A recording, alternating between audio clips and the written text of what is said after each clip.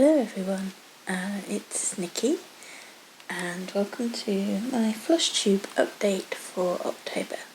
Today is the 1st of November and unlike what I would usually do, I have not been recording throughout the month of my stitching, which is a pain. I just didn't feel like it once I finished the first rotation, so I just didn't do it, and obviously now I have to do it all in one go, so I'm regretting it.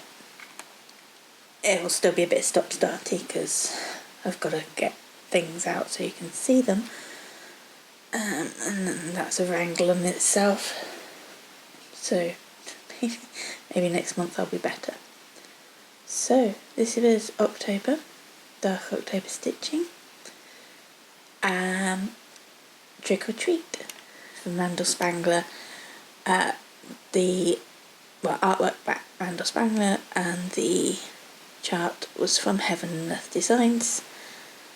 This is big. It's almost the size of a supersize. I think it's over 950 long.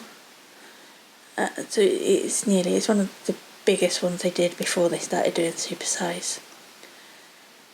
There's 90 pages in total, 90 regular pages, and it's actually 9 pages across. So I am stitching this on 28 count easy count fabric, just so that it'll fit my bars, and this is where I've got to. So at the start of October I was up here in this area, so I've stitched this page, got the witch, a lot of the witch done. As you can see, there are a lot of colours in her.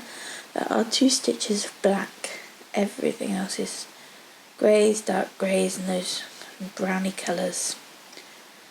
And there we go, we got the moon, and we got some of the confetti restarting with the twigs and the bits of leaves that are in there. I did spend 2 weeks on this. It's my 2-week project for the month. I did organise my rotation so that in October I will be stitching Trick or Treat. And so I got the page finished, and then I moved over, and this is actually 2 pages. So page 8 is here, and I think page 9 is just like a little thin bit on the end. So I am working those all together. Seems a bit silly to do one page and then just do, I don't even know if it's 10 stitches wide. So back into the leaves, lots of colour changing in there, which after all the kind of blocks of colour that I had been doing for the sky, it's really slowed me down a lot. But I did manage to stitch 5,988 stitches on this month.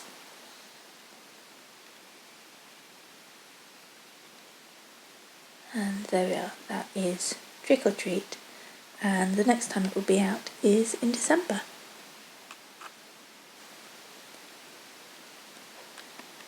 And after Trick or Treat I went on to A Little Light Reading, also by Randall Spangler, also from Heaven and Earth Designs. And I'm stitching this, I'm not doing the stitching diagonally, but I'm doing pages diagonally. So I've done 3 pages across here, and I was on the second page of the next row. I didn't have much to do to get this finished off, because I'm stitching it in Pattern Keeper. I'm working across pages and going into the next pages. So I had a bit to finish off. I think it was all this bit down here, but I did finish that off in one evening. I think it was actually a weekend, so I had a bit longer to spend on it. So back of the dragon, dragon toes, holding onto the mobile phone. So finished that page and then went down again. I think this is page 13 of the chart. I have completed 5 pages of the chart. They are large format pages, I think. Yes, large format. So so come down and still more blanket. We are just about here, getting onto the colourful patchwork duvet that the dragon's sitting on. I'm looking forward to getting to that bit, but it's really difficult to see because we have this really big block of white. So you can see the side of the mobile phone. The dragling is using the mobile phone screen as a light to read the book. So that is all white, and that is actually going into the next page, page 14. What I find is that with the lighter colours, if you stop and start at the page divisions, or even at the 10 block divisions, you seem to get a lot more lines. Now, it's not physical lines as such. Because I only stitch with one strand, any extra bulk of the white underneath that just makes it a little less opaque. So you can actually see through. You know how they always say don't take dark colours behind the light colours when you're threading your stitches because you will see the dark colours through. Well, what you're seeing is a kind of reinforcement of the white, so it's extra white, so it does seem to stand out. It's not actually a line as such, it's just a trick of the light. And it's mostly only going to affect it whilst you're stitching, because once these things get framed, you don't have the light coming through from the back of the work as you would do when you're stitching. But it just bugs me when I get that happen. For me, it is worse with white, only really noticeable with white. So stitching across, so that means I have really nice big chunk of white to do when I carry on with this. So this one was just out for a week. I've managed to stitch 3,373 stitches, mostly thanks to that big block of white. We're getting a few more colour changes in now because we're kind of like getting to the edge of the dragon, and lots of extra little colours coming in from all the reflected colours that light him or her. I can't remember which one this is. So I think that stitch goes right down to the bottom of the page. So this one doesn't come out on the rotation until January next year. It's quite sad because I really do enjoy working on this one. But yeah, so next time it comes out, January, and hopefully I'll be able to get that page finished. Once this page finished, I'm back at the top. I'm back on that blanket. That's why I'm stitching it diagonally, because I just didn't want to do the blanket the whole way across. The diagonal after that is dragon face, so I'm really looking forward to that bit. So there we go, bigger shot of it. Really, I love stitching these dragon designs. And I'll leave you with it. And finally, in terms of the full coverage stitching that I've been doing this month, I've just completed a week on the stitching time. So I'm on page 2, started page 2, picked up page 2 because I'd worked this line across. So I picked up page 2 last month and made a start this month. So woodpecker, there has been done, and so this bit's a book, so kind of this bit down, but then this down here is just, well, apart from when you get to the flowers and the butterfly, it's black. So I decided that I would just get that little doorway vignette completed, mostly done. Down this next row of pages. This one, because it's a bookshelf, it's got a lot of very strong vertical lines, so completed the picture. Some flowers there, possibly delphiniums, maybe, and a little blue butterfly appearing. I think I've got about 3/4 of the page done now. So it's an Amy Stewart, this is Amy Stewart from Heaven and Earth Designs. This is just the regular version, regular colours.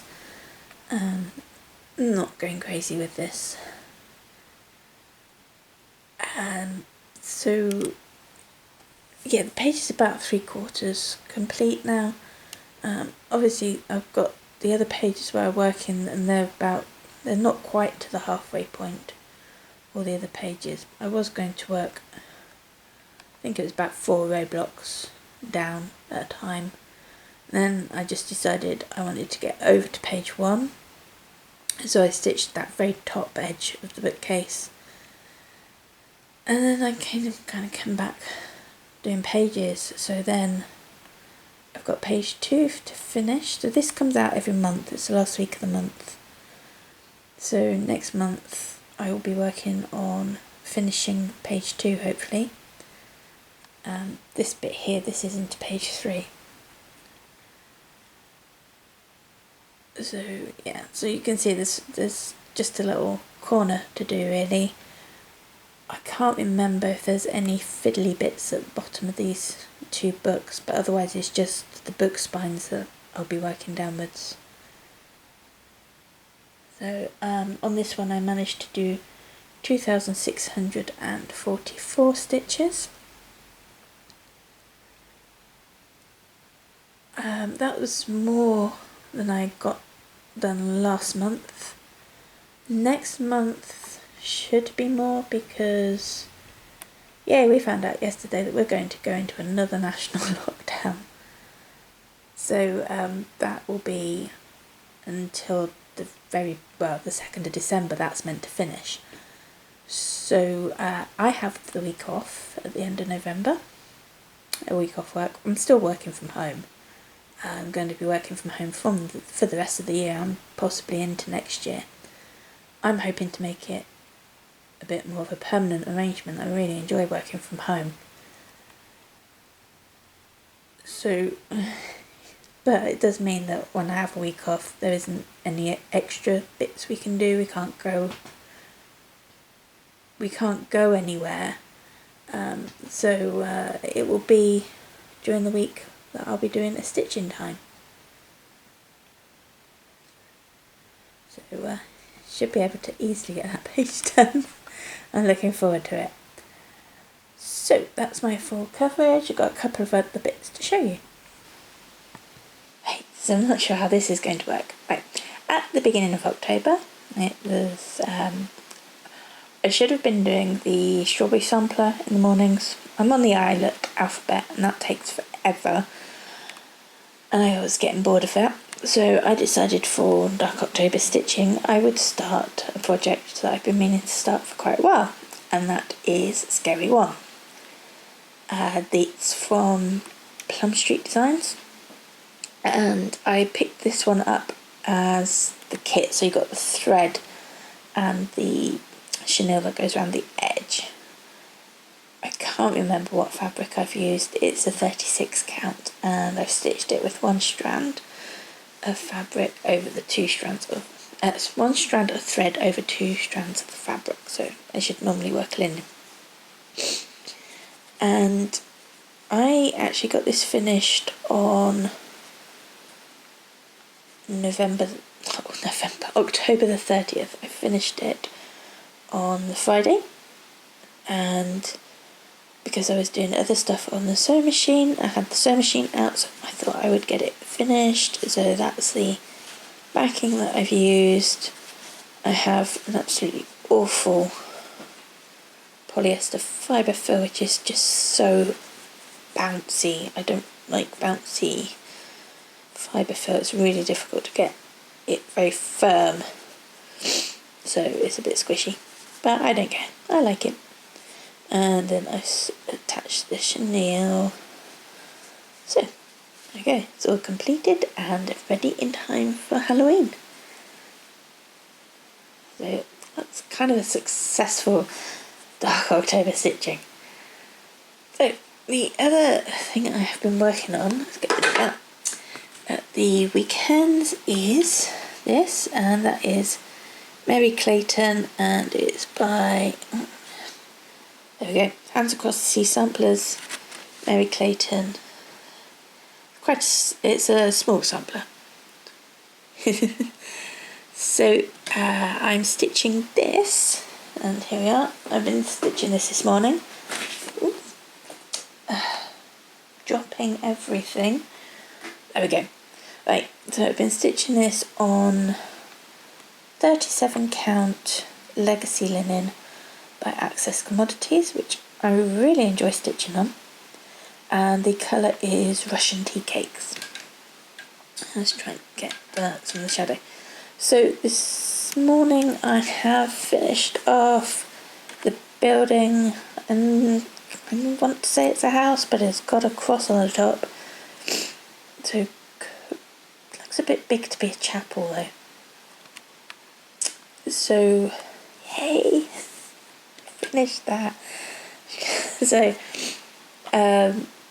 yeah, that's taken me most of the month of October to finish off. I think well, last weekend I didn't do any stitching on this because I was busy framing a couple of pieces, which I'll tack on at the end of this. Framing takes ages, so I didn't have time. And that's probably why my other stitching totals are a little lower, because I wanted to get the framing done. But this is page 1. Page 2, I mean, going to other pages down here. It's a booklet. I don't usually enjoy switching between pages. But I'm following the house and I wanted to get that done. Up here, for page 2, I've got a bird to stitch and another one of these to put in there. And that's another page done, and then there's a repeat of this and this to do over here with another bird up there. And then yeah, I've got to finish off that garden. And then like the top section's done. So it's quite small, it works up quite quickly. I'm using, oh, I've got a bit of fluff on it. I'm using the Aversoir silks, all called for, and yeah, I don't think it'll take too long to get it finished. There's nothing much that's like difficult about it. There's not so much 1/1 as such, but there are, if you've done kits by Heritage Stitchcraft, you'll know about squashed fractionals. I think that's what they call them. And it's like doing a cross, but over one thread wide with the regular 2 thread high. And it's how focus. It's how the stitchers managed to, well, how little Mary managed to kind of retain the symmetry of the house with a smaller space. So there's a few, it's just in this window and this little bit above the door. So it looks like I've put my cross in the wrong place, but I haven't. It's how she squashed it in.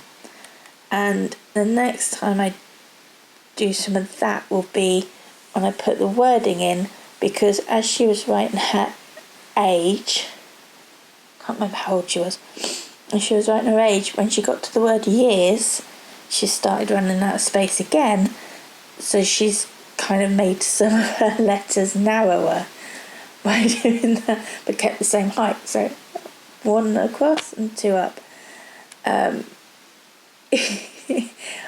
How many Christmas cards did I ever send where when I was little and I was writing along and I'm reading out of space, so you kind of squash up your words, and that's all she's done in cross stitch, and it's lovely, and it's the reason I really love this piece. So there we are, that's Mary Clayton. I think that's it for the cross stitch section. So I don't know, it's probably not going to be very long because I usually gabble my way through these when I have to do them in one piece. So I plan on showing you my framed pieces of cross stitch and maybe a little something extra. So see you in a minute. And here's the frame that I was doing the other week, last weekend. And first, Eternal Promise, finally. I got framed. Having to do it at an angle because of the glass. So I've gone for let's zoom in. Can I zoom in closer? There we go. I went for an ornate style silver frame with a grey mount with a very dark smoky blue mount underneath that, and what I was trying to do was reflect some of the colours that are in that frame that surrounds the entire picture. So yeah, it took me most of the morning to get them pinned and laced, and then actually putting it in the frame doesn't take so long. So I get the frames custom made for me. I send off to I ordered these ones through Picture Frame Express. That's an online place, but I think there's quite a few now, companies where you go online, put in the dimensions of your frame, and they'll make 3D moulding and they'll make it up and send it to you. It's better than trying to find a frame to fit projects, especially when you're doing big and odd-sized projects. And so the other one that I framed is Death by Cross Stitch, and just went for a simple frame, dark brown, slightly aged around the edge, very much that it's a sampler, and that's how that looks. And that hangs at the bottom of the stairs, so get to see it all the time. And finally, the other thing that I've been working on, obviously while I've been working at home, I have access to my craft room at lunchtimes. So I finally finished cutting out all the fabrics and then spent several lunchtimes stitching them all back together again, and I've completed this quilt top. It's a Mode of Frivols kit from quite a few years ago now, and I'm just waiting for my quilt batting to arrive. I've got all the other fabric that I need, the backing and the binding, and hopefully we'll have that finished at some point in November. It's only a small, well, it's 32 inches, so 32 by 32 square quilt, kind of more of a craft quilt, but zoom in again. As you can see, it's all Christmassy fabrics, so it will be a nice decoration to have for Christmas. So that's it for now. I hope you had a good October. in November, my plans are 2 weeks on Just Be, a week on, I'm switching projects, I'm switching the rotation. I'm not going to be stitching Unicorn, I'm going to be doing Nightmare, which is another Gecko Rouge kit. Again, one I started last year. I've got 1 page done on it. And the reason I'm switching it is because of all the challenges taking place in Full Coverage Fanatics next year. Unicorn doesn't count as a full coverage piece because of the border. So I'm switching to a full coverage piece, and I want it to work on Nightmare as well. So that's coming out in November, and also at the end of the month it will be a stitching time again. My morning stitch will be Strawberry Sampler, so back to that eyelet alphabet.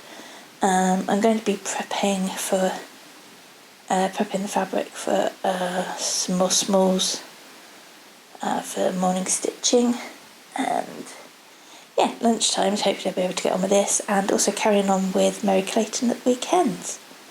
So, hope you have a good month. I will see you at the end of November, beginning December, with an update of how I got on with all that.